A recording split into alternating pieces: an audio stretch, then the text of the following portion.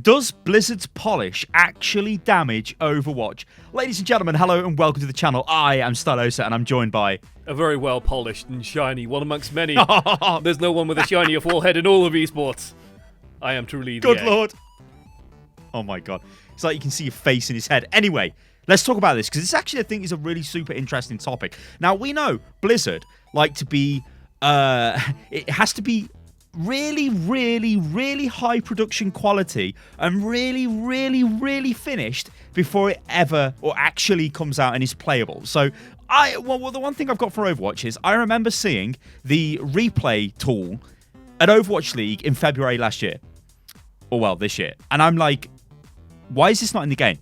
And I was told it's not in the game because it's not user-friendly. There are problems with the UI, there's bits and pieces which are not very intuitive and all of this. And I'm like, holy God, if you give this to me, I would make videos with this.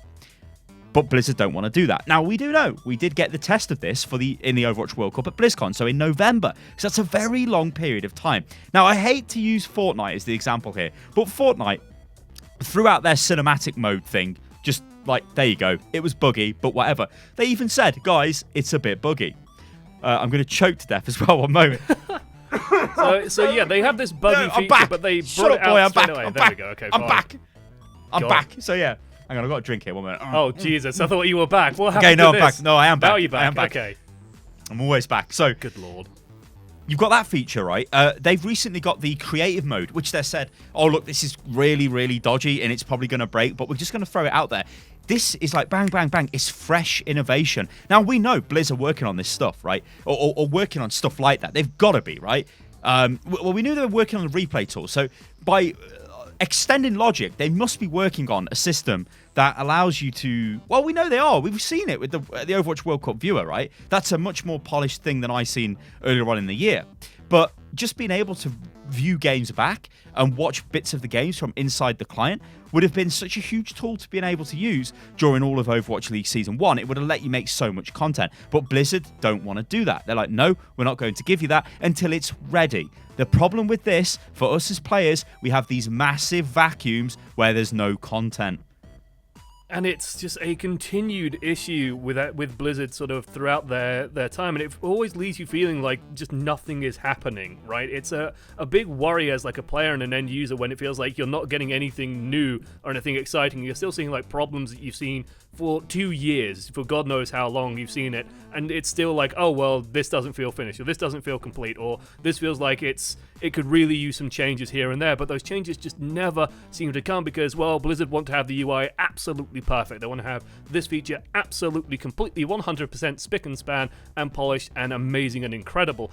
And it works fine when you have that, when something's new and fresh, and you can kind of just let it ride out on its initial success. But when you start getting, when you've been dealing with the same issue for year upon year upon year, or months and months and months and months, and it's like, just give us something new, give us something that we can see and get our hands on, and we don't really care if it's a little bit buggy here and there, to be honest with you. It's fine if there's a couple of issues on the initial push of it, as long as it's mostly functional and people can figure it out. We would absolutely spend the time to make sure that we can get a replay client working. We could absolutely spend the time to make sure that we understand its little foibles and its little faults and its little issues that it might not deal with super well at certain times or in certain maps, for example. But we'd still definitely, as content creators especially, we'd absolutely 100% try and find ways to make that work and try and make it look good at the same time. Like, it's our job to do that almost. And I'm sure people would use it without too much issue and just understand that, oh, replaying on it doesn't really work super well, for example. Or, going back or going into slow-mo doesn't really work as an end user and causes problems or whatever.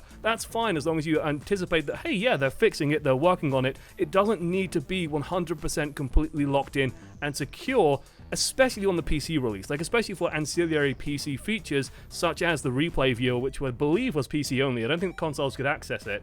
And so, no, they can't, we're very used to that sort of development cycle. We're very used to that Which idea. is wrong. Which I've got to say is wrong. Slightly faulty. This stuff should be on console, and they should work out ways to do it. It's the same as PTR. They should work out a way of getting PTR onto console and all of that stuff. But anyway, the thing you've got here is a balance issue. You're working on something, it's a new feature, but you don't want to talk about it at all until you deploy the feature. You get the feature to a point, and then you're like, actually, we want to do a bit more work because we want it to be more polished, but that takes a few more months, and this is all time added onto it. So for us as players of the game, we just see this big vacuum of like, well, there's not actually anything happening. Like, what's going on? I remember this with the LFG system.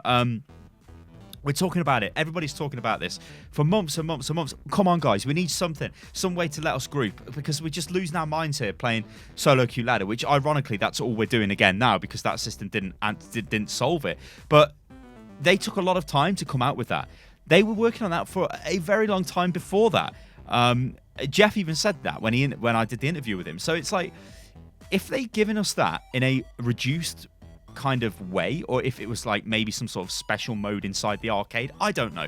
Maybe that would take more work, who knows. But things like waiting for ages and ages to put polish on stuff before it comes out as new stuff, it makes it look like you're not actually getting much stuff. When you look at games that introduce new heroes to the roster, Overwatch does like 3 a year. That is pretty slow.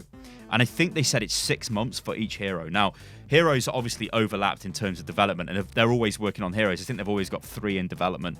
One that's always pretty close to being finished, and then one that's sort of through the concept phase, and then another one that's still in concept. So they're working on these heroes constantly. But Overwatch, maybe it would be a more interesting proposition as a game if it had more heroes coming out faster, because obviously they've got the ideas for the heroes, but why do they take a lot of time to implement? What's going on there? Is it again all of this polish that we need each hero? Because if you look at the heroes when they come out, if you ignore the way the hero looks, because that's all subjective, right, the design of the hero and whatnot, but things like the animation of the hero, the particle effects on the hero, they're all steadily better than the hero before. So they're trying to make them better, or at least on par as the hero that came out before, and they're all like, that's going to take a lot of time to do. Now, I'm not saying I want like heroes with crappy animations and heroes with crappy visual effects. I don't want that. Like, I want it all. I want my cake and I want to eat it. I want to see more of it. But I always think that this fixation with everything must be totally perfect before it comes out really does make the game suffer, because it makes it seem pretty slow in terms of, well, just making stuff. It's a tough position to be in, because you see like heroes, like for example, Heroes of the Storm, God rest its soul.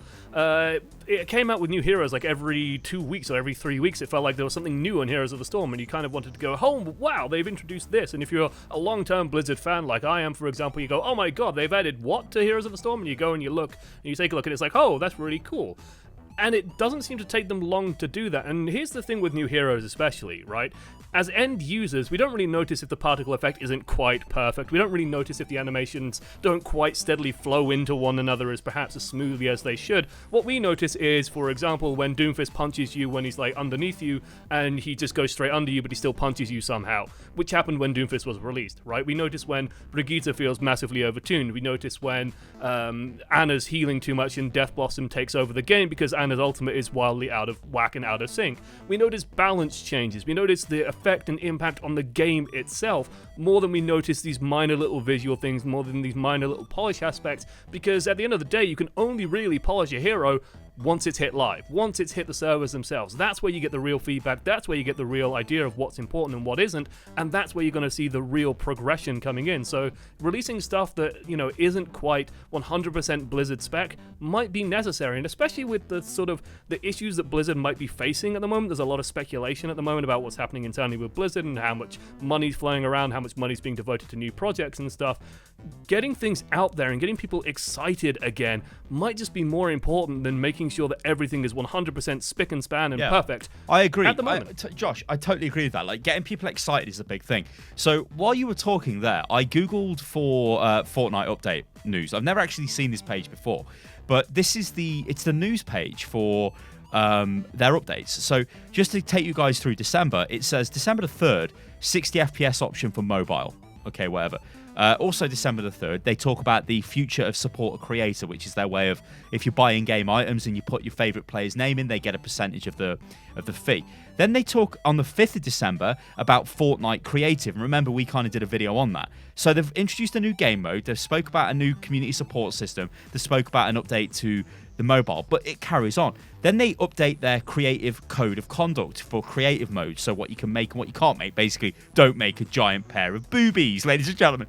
Then, December the 6th, it's version 7.0. Now, this is a major update that introduces, like, planes and all kinds of stuff in their winter event. Then December the 6th as well, they talk about the block, which is a new thing in the game where you can show bits and pieces off from the creative mode, which go into the Battle Royale mode. Then on December the 10th, you can see where I'm going with this, ladies and gentlemen. The Storm King arrives, a big lore update, event update for, I think that's the single player mode of the game.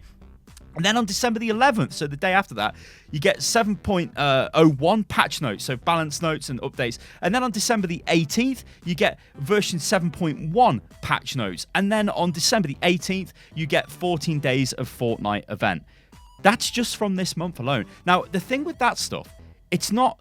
Like, if I go to Overwatch, so if I go to Overwatch news now and we check that out, I know what it'll be. A lot of it is not... It's not specific to the game. That's the problem. It is... But while you look at that, like, what really excited me and what really made me like very interested when Jeff Kaplan reappeared on the forums and came out and said, one of the things we did this month was we let developers go and prototype things. We let developers go off and try and make things. And that really made me excited. It still makes me excited because that's where you get innovation, that's where you get ideas, and that's where you get stuff that it feels like that's what the arcade should be for, right? When a couple of developers, they go off and if they came back with a really good idea, slap together a prototype and throw that onto the arcade as quickly as you can. Get people playing it. It doesn't have to be perfect. I don't even care if the map doesn't have like textures on it, right? If it's just grey and orange and all that kind of stuff, it's fine as long as we can test it and it's fun and it's new and exciting and we can see that development and growth of the game is happening. Yeah, no, I agree. I mean, like, the thing is with, like, using Fortnite as an example isn't entirely fair, but they do a lot of like little minor updates all the time, and Overwatch doesn't have that. And this, I think, is a bit of a problem because you're waiting for these big events to come around. And then when it's the same event, it's always an issue, right? But hopefully that changes for next year. But even just looking at the Overwatch news, it's like, you know, we're going back to November here, introducing Ash and then the animated short for McCree. And it's like, well, yeah, I mean, we've got Winter Wonderland that happened in the 14th of this month, but that's it, really. You know, obviously I know it's a fairly big update, but like, what's in the update? A map and skins? And yeah, it's and not the even game a new modes map, that we already knew about. A reskin map. And that's it. That's all your new exciting stuff. And we hear constantly, well, this is in development, and we've got this coming along. We've got this trying, we're trying out this, and we're trying out that. And what we're not asking for here, and you know, we understand that also, we want more stuff. Like, that's just human nature, right? You want more stuff. You want more things. What I don't want is a sword that comes along and completely ruins Overwatch League because suddenly, I don't know, Carpe's got a sword that one-shots everybody and that's how he wins the tournament, right? We don't want that level of, oh my god, let's just cram stuff into the game and make it dynamic and exciting and changing. But we do want to see stuff that comes out regularly and just adds a little twist onto things, just introduces new stuff to the game here and there, experiments, things that don't necessarily have to be perfect. And it feels like Blizzard have this urge that things have to be perfect to be released, and if they're not, well, just get rid of it. Don't try it, don't release it, just put it away, and then maybe we'll release something else. And as a result, well, we just end up with what we get is very good generally. What we get is very polished and very nicely made and very well put together and very easy to use.